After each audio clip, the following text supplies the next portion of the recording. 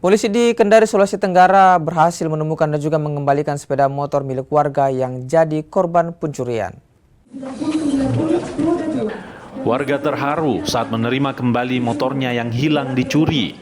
Eva, yang menjadi salah satu korban, mengaku tidak menyangka sepeda motor yang digunakan untuk menunjang aktivitasnya sehari-hari ditemukan.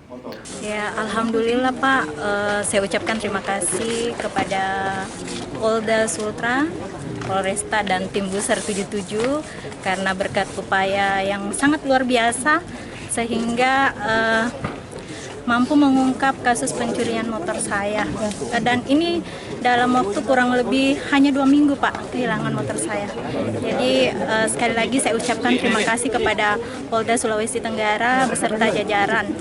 Polisi berkomitmen untuk memberantas tindak pidana pencurian kendaraan bermotor yang meresahkan masyarakat.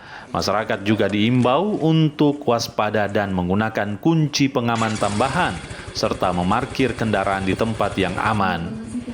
Polda Sulawesi Tenggara berhasil mengungkap curanmor sebanyak 24 kasus dan 23 tersangka.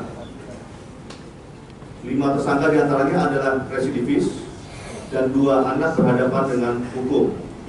Total barang bukti yang diamankan sejumlah 99 kendaraan roda 2 dan 1 unit kendaraan roda 4. Selain menemukan motor warga yang dicuri, Polda Sultra juga mengungkap kasus curanmor dan pencurian dengan pemberatan selama operasi penyakit masyarakat ANOA 2026.